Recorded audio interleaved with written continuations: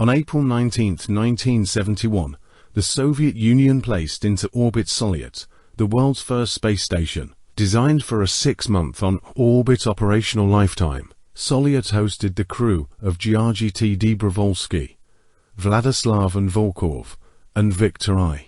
Patsayev for a then record-setting 24-day mission. The flight ended tragically when the crew died due to the sudden depressurization of their Soyuz 11 spacecraft shortly before re-entry into the Earth's atmosphere. Over the succeeding decades, Soviet, and later Russian, engineers continually improved on the original Salyut design, launching ever more capable generations of space stations in the Salyut series and the Mir station's base block. The Zvezda service module of the International Space Station's Russian segment traces its heritage back to the world's first space station of 50 years ago. The Soviet Union began development of a secret military space station project called ALMAS in 1966, with the first launch planned for the early 1970s, as envisioned. ALMAS consisted of a 20-ton module, periodically visited by crews of 2 to 3 cosmonauts using Soyuz crew transport spacecraft, as a response to the successful Apollo 11 lunar landing in July 1969. The Soviet government decided to develop the world's first civilian Earth orbital space station in February 1970. They approved a crash program to use an ALMAS shell and add Soyuz components such as orbital, maneuvering engines and solar arrays to prepare a space station for launch less than 18 months, or about 2 years sooner than the more complex ALMAS would be ready to fly. Work began that same month onto flight units at the facility known as a KK Energy in Kaliningrad, now Korolev, outside of Moscow. Once in orbit, the 66-foot-long space station weighed 620 pounds and provided 3,500 cubic feet of habitable volume. This is roughly the size of a larger in-ground swimming pool. Soviet engineers outfitted the station with 2,600 pounds of scientific equipment, including experiments to study human adaptation to long-duration spaceflight, a variety of telescopes for solar and astronomical observations, and instruments to observe the Earth to counteract the effects of long-duration weightlessness. Crews used a treadmill and elastic bands to maintain muscle tone and wore special garments called penguin suits with sewn elastic bands that provided a constant load on major muscle groups. A device called Vita, later renamed Chibis, used lower body negative pressure to stress the crew members' cardiovascular systems. A large refrigerator and a food warmer enabled crews to have a larger selection of menu items than on previous spacecraft. Soviet engineers designed a new probe and drogue docking system with a pressurized tunnel that allowed cosmonauts to internally transfer between the Soyuz spacecraft and the space station. Soviet officials originally named the station Zarya, meaning dawn in Russian, to symbolize the beginning of a new era in human spaceflight. The module arrived at the Baikonur Cosmodrome in Kazakhstan in February 1971 for final testing and outfitting prior to launch. During a pre-flight readiness review 10 days before liftoff, managers renamed the space station from Zarya to Salyut. Two reasons prompted this action. First, the Soviet government learned that the People's Republic of China was developing a spacecraft with the same name and wanted to avoid any conflict. Second, the Soviet Flight Control Center used Zarya as its radio call sign, and managers wanted to prevent any possible confusion in communication sessions. But ground crews had already painted the name Zarya on the side of the module, and it was too late to repaint it. The launch of Salyut took place on April 19, 1971, from Pad 81 at Baikonur, atop a Proton rocket. 9 minutes later, Salyut reached orbit and began deploying its solar arrays and antennas. Unfortunately, the protective cover for the main scientific apparatus failed to jettison, curtailing many of the planned Earth observation studies. On April 23, Soyuz 10 lifted off from Launch Pad 1 at Baikonur, the same pad used by Yuri Gagarin, the first human in space.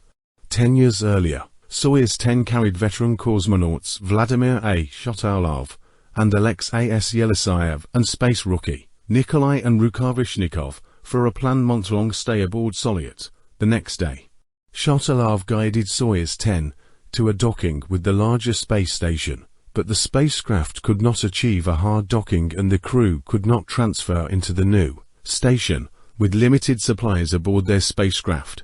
The disappointed cosmonauts departed the station after 5.5 hours. They returned to Earth the next day, making a safe but rare night landing in Kazakhstan. Immediately after the Soyuz 10 mission, Soviet engineers redesigned the docking probe and updated procedures for the docking to prevent a recurrence of the problem that prevented the first crew from boarding Salyut.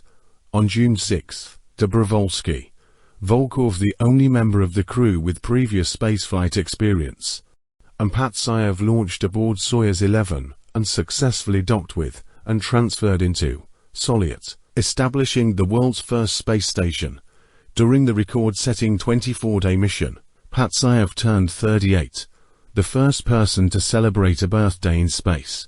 The crew carried out a series of experiments in astrophysics, biology, Earth observations, and technology, and served as test subjects to study the effects of long-term weightlessness on the human body. The mission ended tragically when, during their return to Earth, the cosmonauts died as a result of the sudden depressurization of their spacecraft, with further flights to Salyut cancelled.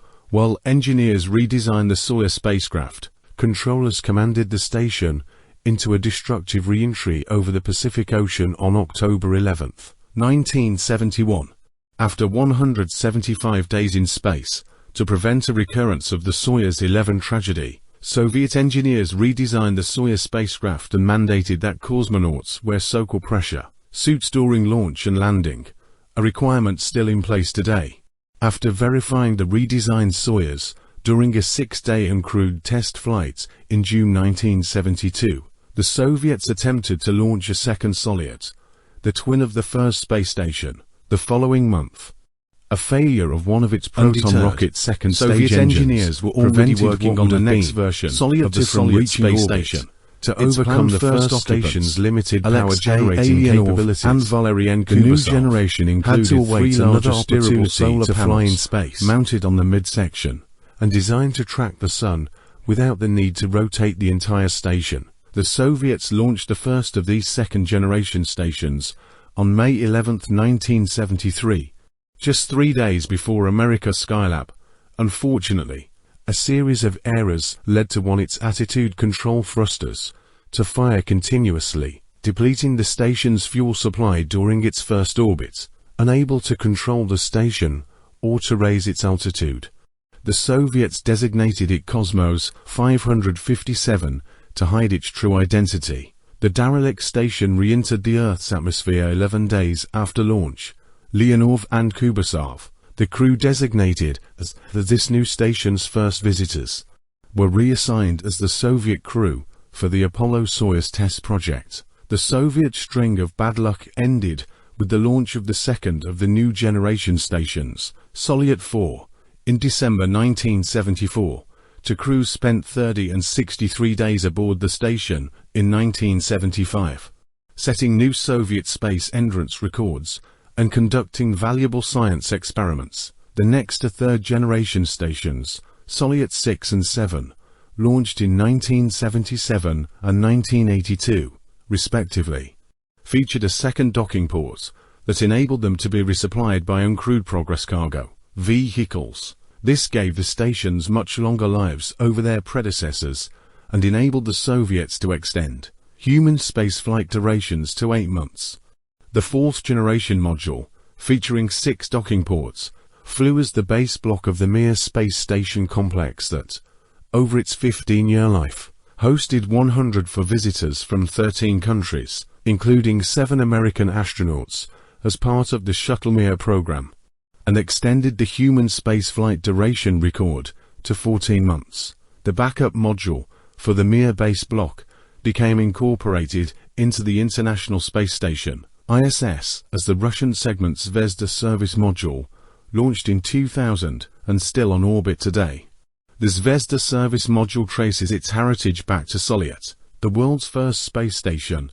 In 1971, America launched its first space station, Skylab 1. On May 14, 1973, the £169,000 Skylab included a pressurized workshop, an airlock, and a suite of telescopes, with an overall habitable volume of 12,417 cubic feet.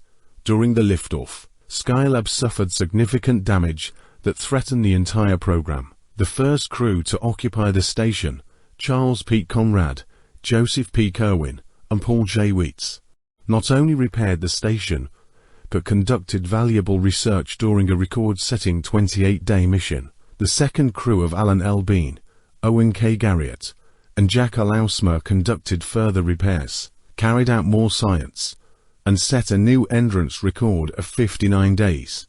Gerald P. Carr, Edward G. Gibson, and William O. Pogue, the third and final crew to occupy Skylab, spent a record 84 days aboard the station and completed an unprecedented amount of research.